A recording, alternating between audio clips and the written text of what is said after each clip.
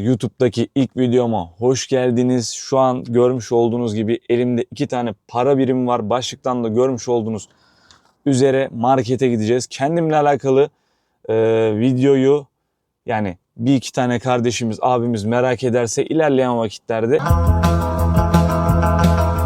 onu da çekeriz İnşallah diyelim. Şöyle elimde en yüksek para birimi 10.000 yen var. 10.000 yen böyle TL karşılığı hop buraya yazdım. Ve en düşük kağıt para birimi 11.000 yen. Bu iki para biriminin toplamı ne anlam ifade ediyor? Japonya'daki günlük ortalama asgari ücreti 30'da 1'e böldüğünüz zamanki tutarı ifade ediyor. Burada örnek veriyorum, marketteki çalışan ablalarımız, abilerimiz, kardeşlerimiz ortalama saatlik 1000 yen alıyor. Onların dediğim gibi hepsinin burada karşılığı TL olarak yazacak.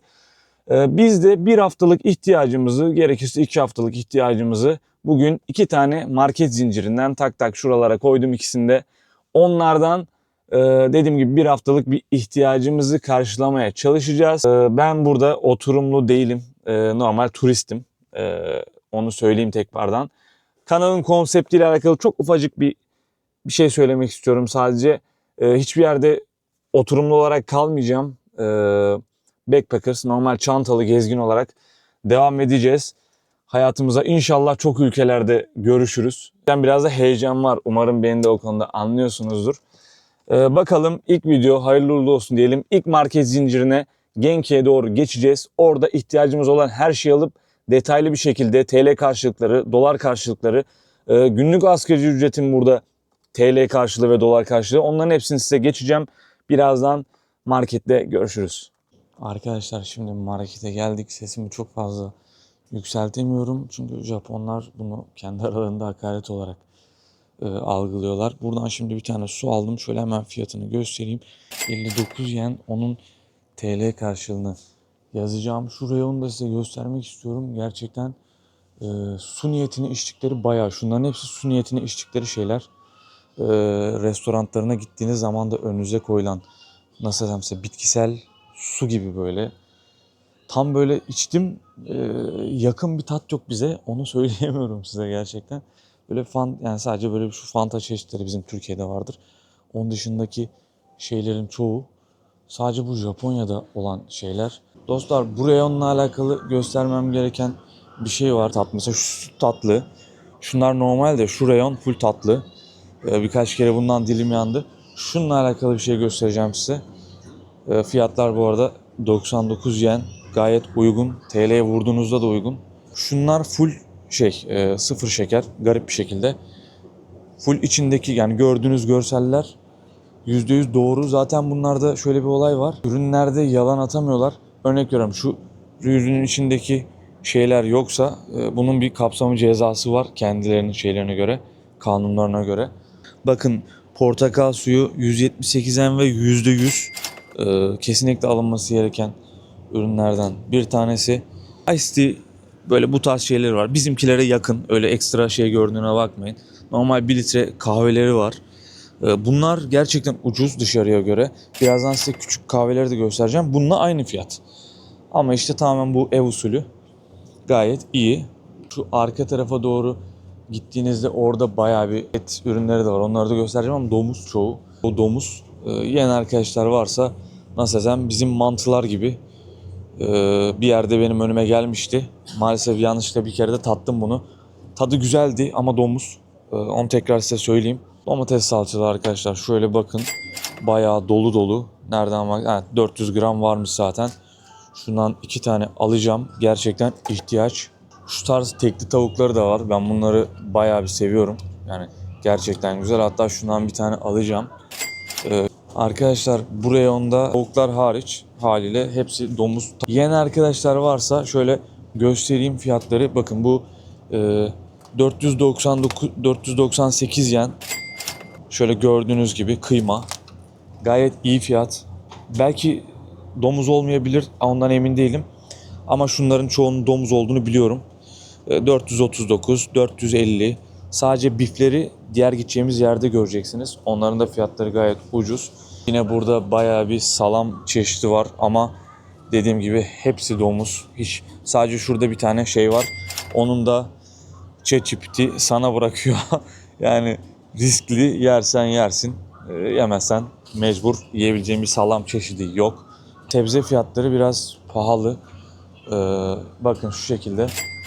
TL'yi çevirdiğin zaman biraz pahalı. Aynı şekilde salatada. Bilmiyorum, Türkiye'deki fiyatları şu an aktif olarak bilmiyorum. Ben de en son 4 ay önce Türkiye'deydim. Çok da uzak bir vakit değil.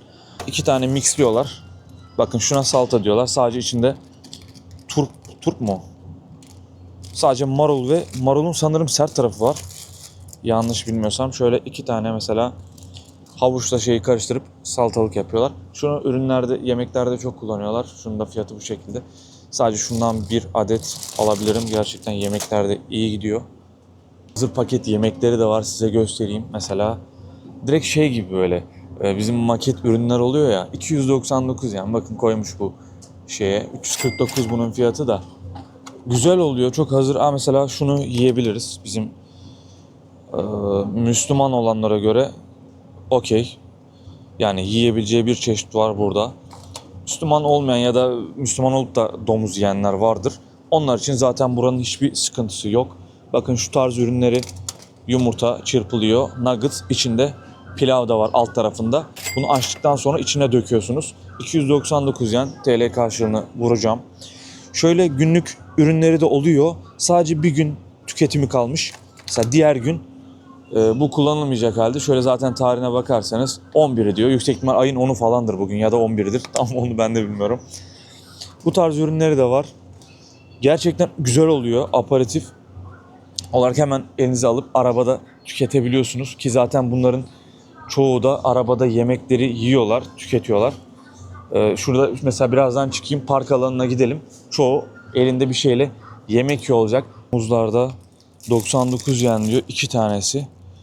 Gayet yani buraya göre uygun bence. Bilmiyorum. Şu an Türkiye'deki fiyatlarıyla karşılaştıramam. Dediğim gibi şurada 99 yenlik bütün ürünler 99. Sadece şurası 79. Bu tarz ürünler de oluyor. Dediğim gibi bunlar da aparatif. Hemen arabada yürürken elde yiyebileceğiniz şeyler. Çok fazla çeşitlilik var. Mesela şundan işe giderken sabah kesinlikle yiyorum.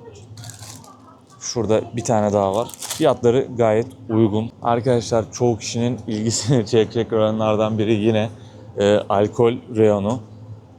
Bayağı bir çeşitlilik var. Birazdan sizi diğer çeşitlere, biraz viski, vodka olan tarafa da götüreceğim. Şöyle altılı biralar, %8 alkol, 598 yen direkt karşılığını yazıyor. Çoğu Türkiye'de, çoğu değil hatta hemen hemen hepsi bence Türkiye'de yoktur. Alkol reyonunun biraz daha iç tarafı, bizim de bildiğimiz taraflardan bahsedeceğim. Bakın Ballantines Türkiye'de de kullanılan bir alkol. 1280 gayet uygun. 70'lik şöyle Red Label 1380. Bunları TL'ye vurduğunuz zaman da gerçekten çok çok ütopik fiyatlar değil. Örnek veriyorum, bunlar size yetmiyorsa bakın şu tarz şeyler de var. Bakın yine viski 598 gayet uygun bir fiyat. Arkadaşlar o 30'luk alkolü sonradan gördüm. Bakın şöyle el kadar. 30'luk değilmiş, pardon 180'likmiş. Şöyle tekrardan size göstereyim. Şu şekilde 2-3 marka var burada. 35'lik şu da var. Çok ucuz. Yani günlük asgari ücret 11.000 yen ve şu 298. Yani birim olarak da şey olarak da her türlü baktığınızda her türlü çok uygun fiyat. Ton balığı kesinlikle bir iki tane alacağım. Şöyle 99 yen. Pilavın yanında bazen gidiyor. Şöyle şeyimizde doluyor yavaş yavaş. Bir iki tane de aperatif yemekler, meyveler alacağım. Şöyle meyveler burada şu şekilde konserve. Bakın şu şekilde aldığınızda gerçekten tadları çok güzel. Kesinlikle bundan bir tane alacağım. Onun dışında şeftali, bakın bu da yine çok güzel. Mısır. Bunu da çok seviyorlar. Bu hatta dışarıdaki göstereceğim size boxlar var. İçecek boxları. O içecek boxlarında da bayağı satıyorlar. Ve bayağı herkesin elinde görüyorum. Çok sevilen bir şey. Şöyle şu şekilde hazır yine gıdalar da mevcut.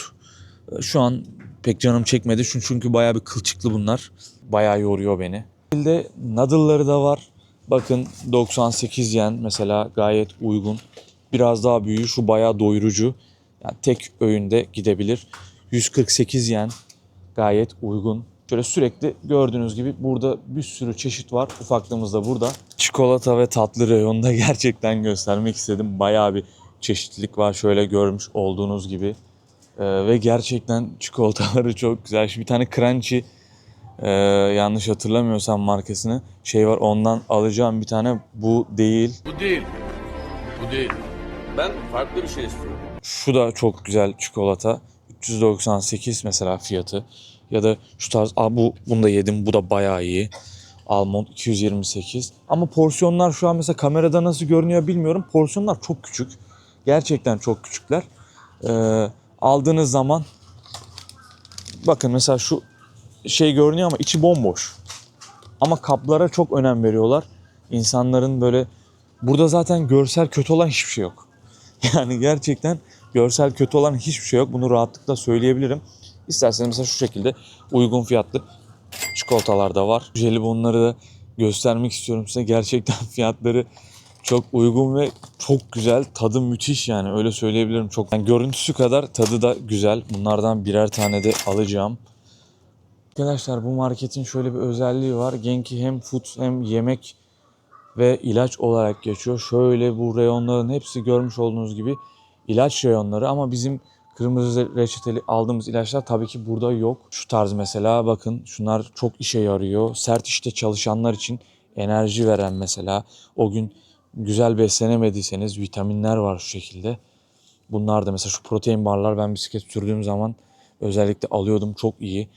Sadece enerji gibi düşünmeyin ha. Şu tarz 12 vitamin bakın. Mesela mineral. Şu tarz ürünleri de var. Kozmetik ürünleri de burada karışık. Arkadaşlar diğer marketten alacağım ürünler de var. Ondan dolayı eti falan oradan alacağım. Ondan dolayı oraya da bir gitmemiz lazım. Burada alacağım ürünler toplam bu kadar. Şimdi sıraya doğru yavaştan geçiyorum. Genelde şu ablalar bize yardımcı oluyor. Kasanın oradaki. Burada 6-7 tane kasa var. Kendiniz geçip kendiniz alıyorsunuz. Örnek veriyorum, şuradan direkt bir kasaya ben geçeceğim. Şöyle insanlar da var. Çok rahatsız etmeden geçmeye çalışacağım. Sadece size kısa bir göstereceğim. Şöyle tıklıyorsunuz. Şurada bakın ben de mevcutum. Hırsızlık olmasın diye. Tıkladıktan sonra şu şekilde okutabiliyorsunuz şuradan. Bakayım. Bakın şu şekilde okudu. Kendiniz atıp en son şuralara ödemesini yapıp para üstünüzü, eşyalarınızı alıp çıkıyorsunuz. Şimdi ben şunları tek tek geçeyim. Dostlar şöyle 16 parça ürün almışız. Bakın görmüş olduğunuz gibi bayağı bir içinde ürün var. Ton balığından, domatesinden, tavuğundan tutun her şeyi aldık. Almadığımız şeyler de var ama onu da diğer marketten alacağız. Şöyle şu şekilde en yüksek para birimimizi çıkaralım. 10 binliği. 5000, şu an yanımızda 5000'lik de varmış. Onu atalım direktmen. Şimdi onun atılışını size direkt göstereceğim. Şurada şu şekil okutuyoruz. Pardon, şuradan. Aynen şuradan parayı atıyoruz. Yapamadım. Belki şu an yapmış olabilirim. Aynen. Şu an parayı çekti. Parayı çektikten sonra direkt burada bize para üstü miktarımızı söylüyor. Okey. Herhalde onların diline göre. Dedikten sonra şuradan sadece 2 yenimizi attı. Bu kuruş bile etmiyor. Paranın üzerinde şuradan şu şekilde attı. Şimdi burada işimiz bitti. Arkadaşlar alacağımız şeyler zaten çok fazla şey değil. Yani ufak tefek şey, ekmek almadık mesela, onu kesinlikle buradan almamız lazım. Şöyle size direkt göstereyim onun fiyatlarını. 92 yen. Sadece bu ekmekler var. Onun dışında başka yerlerden bulursanız ne güzel. Ben bulamadım. Sadece Genki'de bu uzun çubuk ekmekler var. Onun dışında hiçbir ekmek yok maalesef. Şu ton balığından da bir tane buradan alabiliriz. 158 yen. Fiyatı gayet uygun. Arkadaşlar o dışarıdaki box'lar hala gösteremedim. Tekrardan bir resmini koyayım. Onlar da, bunların fiyatları 100 yen. 100 yen civarı. Bakın burada Çin marketinde 39. Yarı fiyatından daha aşağı bir fiyatta. Bundan da birkaç tane alabiliriz. Bakın enerji içeceği olması yok. Bu da kahve. 65 yen. Bunlardan birer tane alabiliriz. Gerçekten tatları Bazılarının çok güzel oluyor. Şöyle bir tane de şundan alalım. Arkadaşlar şu tarz şeyleri de var. Bakın böyle ağız gargarası resmi var gibi böyle ama tadı gerçekten gazoz gibi ama değil. Böyle mideyi ferahlatan çok fresh bir tat.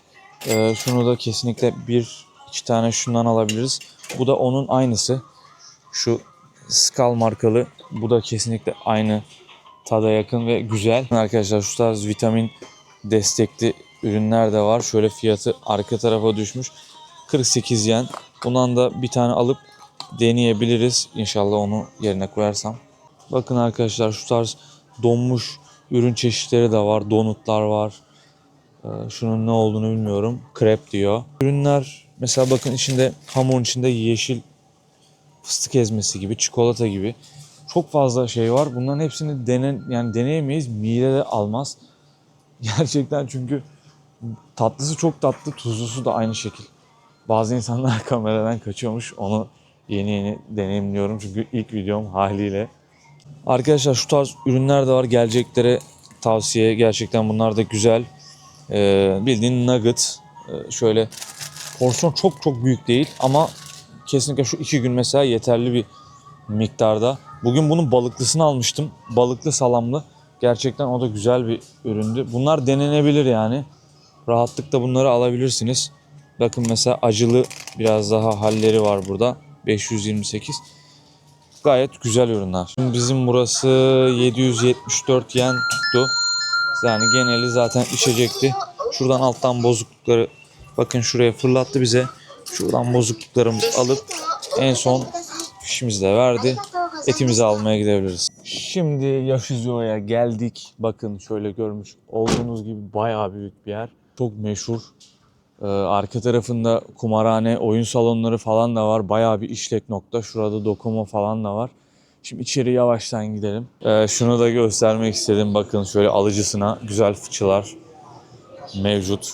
Şu tarz. Özellikle şu bayağı iyiymiş. Somonlarını denedim. Somonları çok güzel. Onu da burada göremedim. Şu tarz şeyleri de var. Balık yumurtaları mı yani ne olduğunu tam olarak bilmiyorum. Bilen varsa yoruma da yazsın. Şu tarz soslu balıkları da var. Bakın görmüş olduğunuz gibi hiç denemedim. Yalan söylemeyeyim. Şu tarz balıkları var. Midyeler var bakın. 479 yen. Somon fiyatları şu şekilde. 380 mesela şöyle bir somon. Elimde baktığınızda anlarsınız boyutunu, hizasını. Gramaj olarak çok fazla değil ya. 120-150 gram falan araları.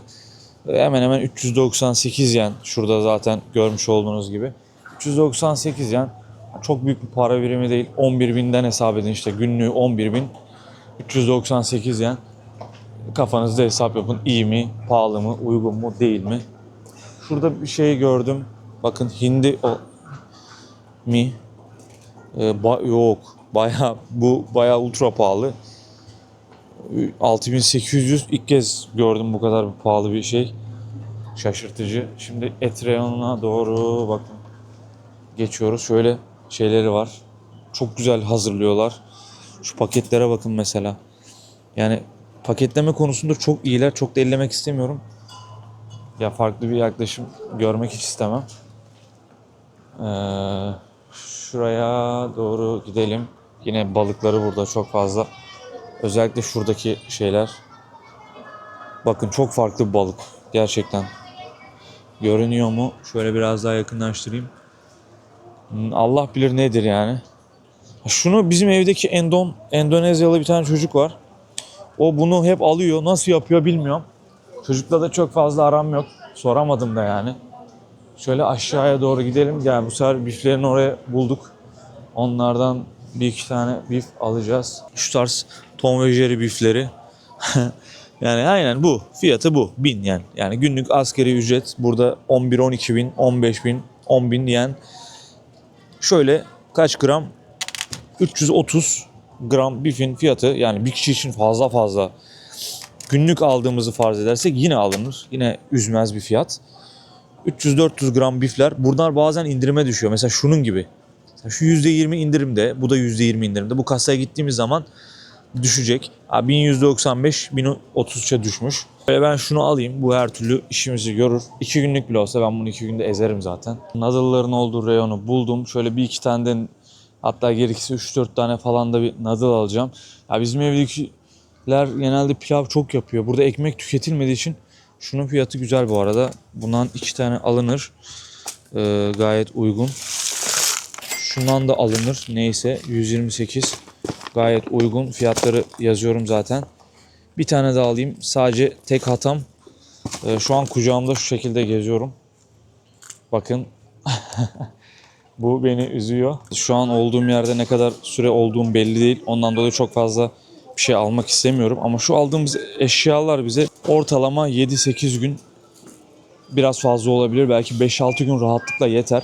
Bakın hazır şeydeyken şurada senin Nesquik fiyatlarını da göstereyim. Nesquik diye kaldı ağzımızda küçüklükten beri.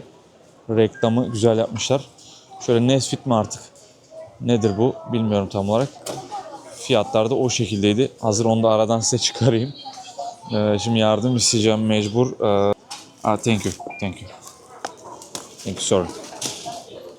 Bunları şöyle kasadan geçirelim. Ortalama 1-2 bin yen arası tutar zaten bunlar da. Burada geçiriyorlar. Ondan sonra şurada ödemeyi yapıyoruz.